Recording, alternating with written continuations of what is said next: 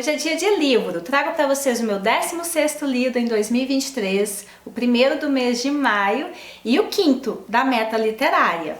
A gente conversa sobre O Príncipe e Outras Fábulas de Rabindranath Tagore. Se você não me conhece, prazer, eu sou a Vivi, é muito bom ter a sua companhia aqui para falar de Rabindranath Tagore. Ele que nasceu em 7 de maio de 1861 e como é maio, o mês de nascimento de Rabindranath, eu decidi que ele seria então a leitura do Nobel para esse mês de maio. Seria aí, né, uma espécie de homenagem a ele, que era poeta, romancista, dramaturgo, músico, um cara muito à frente do seu tempo. Ele era advogado. A família dele era uma família muito rica. Ele nasceu em Calcutá, na Índia, e ele estudou direito na Inglaterra. Quando ele retornou para a Índia, ele abriu uma escola que posteriormente virou universidade.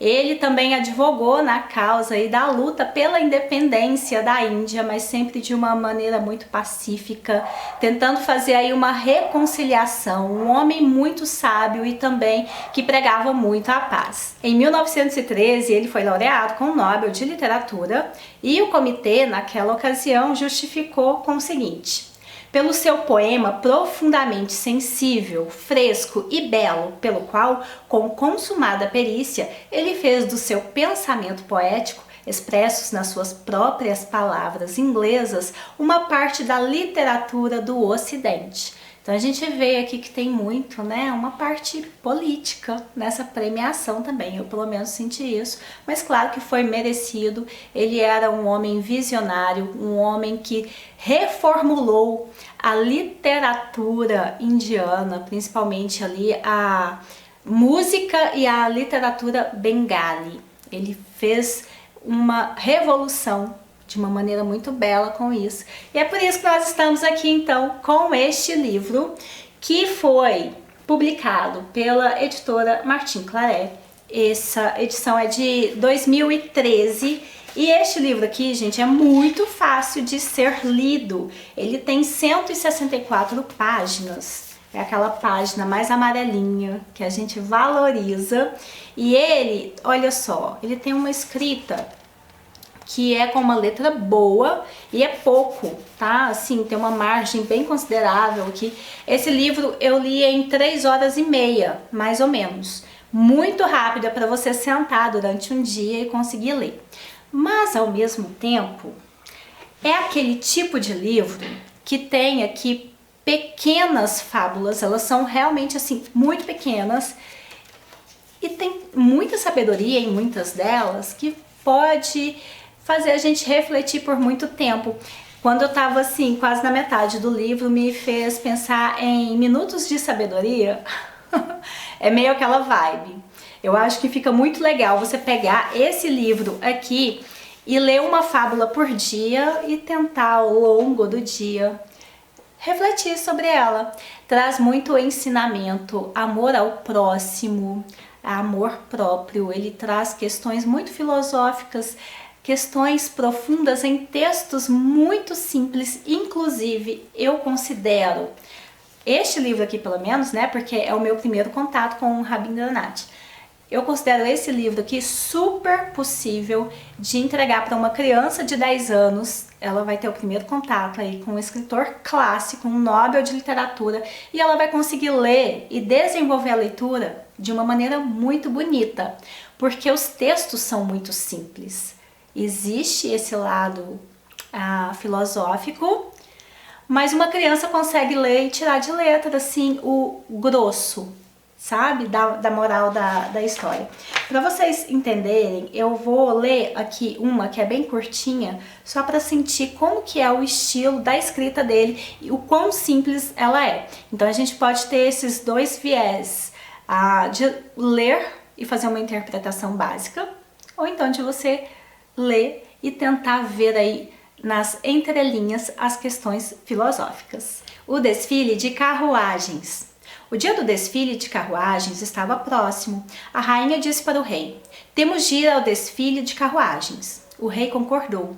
Cavalos e elefantes foram trazidos do estábulo. Fileiras e mais fileiras de barcos decorados envergaram as velas.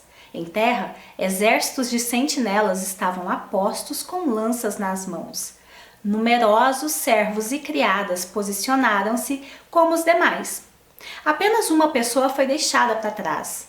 Era ele quem no palácio catava os fios soltos de vassoura esparramados pelo chão. O chefe ficou com pena dele e disse: "Ei, você, venha se quiser se juntar a nós." Ele respondeu com as mãos entrelaçadas: "Não poderei ir." Informações chegaram ao rei de que todos estavam a caminho, menos aquele infeliz homem. O rei sentiu pena dele e disse ao ministro: "Leve-o junto no desfile." O cortejo partiu. A casa daquele pobre homem ficava no caminho. Quando o comboio de elefantes chegou lá, o ministro disse: "Ei, infeliz, venha conosco para as divindades nas carruagens." Ele respondeu com as mãos entrelaçadas: "Até onde posso ir? Não sou digno de chegar às portas dos deuses." O ministro disse: "Não precisa temer, você tem o apoio do rei." Ele disse: "Ai de mim, posso pisar o caminho do rei?" O ministro perguntou: "Nesse caso, o que será de você? Você está condenado a perder o desfile de carruagens?" Ele disse: "É claro que não. Deus vem à minha porta com as mesmas carruagens." O ministro explodiu em risos. "Onde estão as marcas das rodas diante de suas portas?"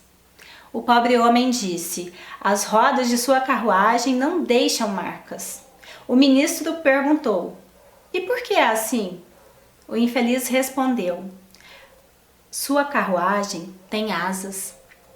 O ministro perguntou: "E onde está essa carruagem agora?" O infeliz apontou para 2 girassóis que haviam acabado de florir, um de cada lado de sua porta de entrada. Então assim, viu que é bem curtinho, né? Levei aqui menos de 2 minutos para ler. Uma criança pode ler isso e entender da forma mais rasa, mais simplista, e você pode levar aí para um lado mais filosófico. Então todos eles, a maioria deles tem esse tipo de mensagem. Alguns deles ficam inacabados e isso me incomodou um pouco, sabe? Ele tá ali contando a fábula, de repente ela ela fica pela metade. Me incomoda, talvez eu não tenha tido a sensibilidade necessária para compreender a mensagem, né? Mas assim, me incomodou um pouco. E esse livro aqui, ele é dividido em 3 partes, que é primeiro a história de reis e rainhas, história de homens e mulheres e pensamentos aleatórios. A que eu gostei menos é a história de homens e mulheres. É nessa parte que mais tem as fábulas incompletas, ao meu entendimento, né? A história de reis e rainhas é muito legal. A gente vai ver muito de questões básicas de inveja, de ressentimento, de expectativas exageradas, sabe? De promessas. Muito interessante, muito simples. Eu quero fazer uma leitura dele depois, mas nesse sentido assim de minutos de sabedoria, sabe? Acho que vale muito a pena a gente refletir com calma, porque como eu disse, né, eu li de uma vez, assim, foi nem dá para você processar muito ali cada mensagem que cada fábula quer passar, mas eu achei muito interessante.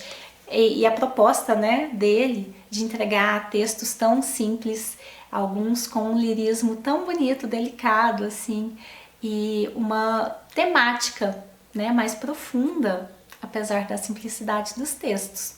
Gostei muito. Rabindranath escreveu belamente. Dizem que os outros textos, os outros livros também são maravilhosos. Aquela fala de que a gente não sai da leitura dele da maneira que entrou, faz todo sentido, porque faz a gente refletir sobre as questões da vida.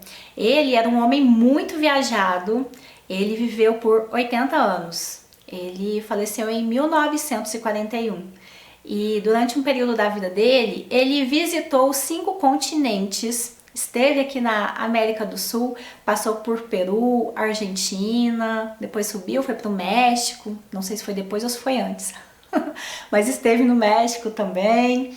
E aqui no Brasil, foi um dos países da América do Sul, pelo menos, em que ele fez mais sucesso, em que ele foi mais lido. E uma das pessoas que levantou esta bandeira para divulgar a obra dele foi Cecília Meirelles. Ela amava e ela fazia de tudo para sempre estar divulgando. Inclusive, aqui no livro, nós temos aqui, olha, textinho de Cecília Meirelles. Então é isso, gente. Uma boa leitura, muito simples, muito convidativa para qualquer pessoa, tá? Ninguém vai ter dificuldade de ler e vai sair daqui com algumas reflexões bem legais. O vídeo é esse, eu espero que vocês tenham gostado. Se gostou, deixa aí o seu like, comenta, compartilha. Eu espero você nos próximos. Beijo e até a próxima. Tchau!